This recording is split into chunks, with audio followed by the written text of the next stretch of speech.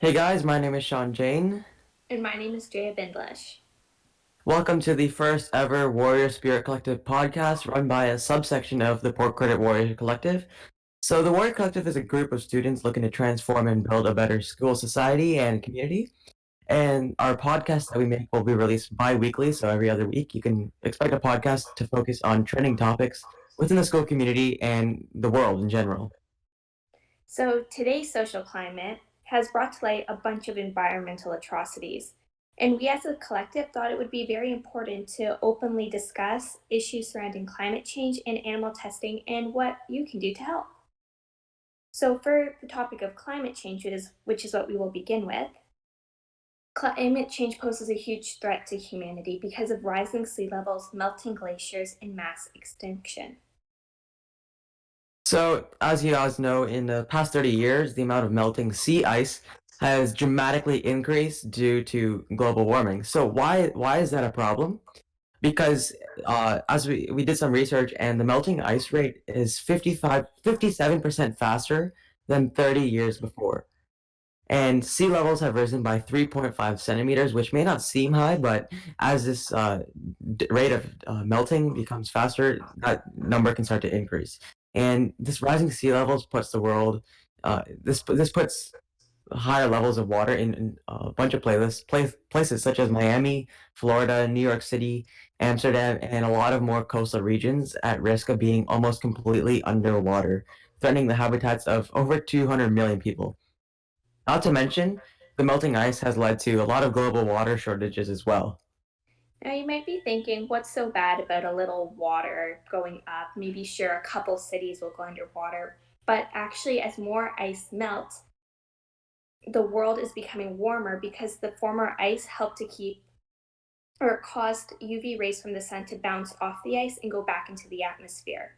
So now that some of this ice has melted into the ocean, more UV rays are being absorbed because the ocean is a darker color than the ice was. So this is causing the Earth to get warmer, and then more ice will melt, and it's a positive feedback loop, meaning this happens over and over and over again. In fact, the atmospheric temperature has already increased by 1.1 degrees since the early 1800s. Yeah, so it's basically a cycle of the temperature just increasing as more ice starts to melt, and that's it might sound bad, but it's not a death sentence either because well, this calls for humans to do something good for the community. So despite being one person, you're one person among over 7 billion others in this planet. But there's a lot of things that we can do to help reduce this impact of climate change. So I'm sure everyone has heard these three words over 1,000 times, but what are the three R's, Jaya? Reducing, reusing, and recycling. Exactly. And this is at the heart of individual climate action. So, what does reducing mean exactly? Well, you only buy the things that you need to survive or want, and you find alternate uses for the items that you've already used and fulfilled their own roles. And is there anything that you can think of that you've been doing a lot more during the pandemic? Well, for sure, I've been eating a lot, but it's been hard to get a lot of food in person, so Yeah, I heard a lot of exactly. taken. Yeah, so a lot of people are relying more on food delivery and meal kits, which have become quite popular for their convenience. However, as you can probably imagine, with all of our convenience and the luxuries we can experience, we're it's not great for the environment. It's increasing our carbon footprint.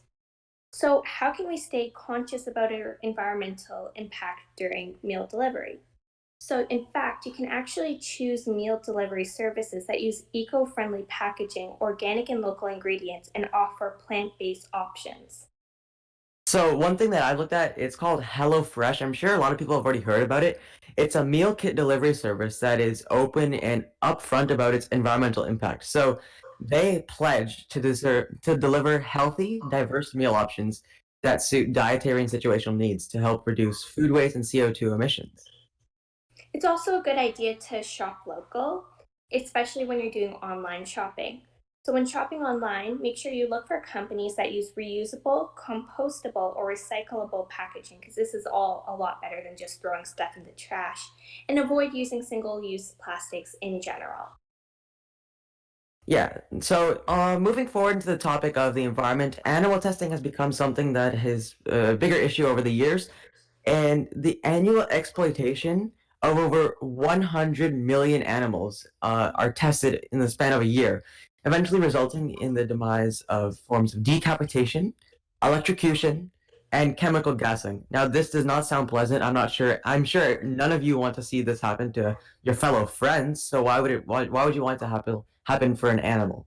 So animal testing is done for cosmetic and drug testing, and as well as medical training and biology tests. Of course, it's necessary for a lot of things, but some tests we feel like it's too brutal for a lot of animals.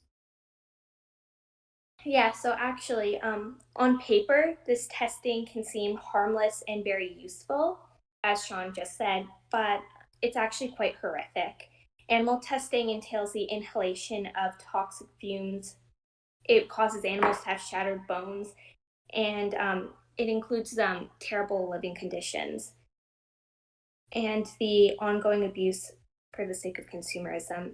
It is a terrible and awful practice, and it's a shining example of the large presence of animal cruelty in cosmetic and medicinal industries.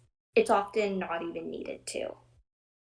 So we're just gonna go over how you can aid as consumers to make some great choices to promote sustainability and not support the companies that use animal testing. So a lot of you guys know that knowledge is power, and before you consume your goods, you got to think about um, doing your research and understanding your favorite brand ethics and sustainability levels. Like, do you want to purchase from a company that is this might sound pretty gruesome, but decapitating ducks or another form of animal to do tests on?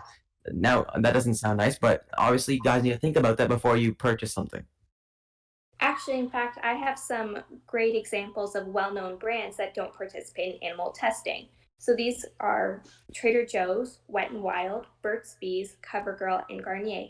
And actually, there's some websites that you can go to and you can look up if a brand you use endorses animal testing, and then you have all the facts on whether or not you should use that brand. Yeah, so I'm sure there's a lot of other companies out there that don't use animal testing. So obviously you'd have to look into that if you're locked on a certain product that you like to purchase, and see what other companies don't use animal testing if you're in support of this.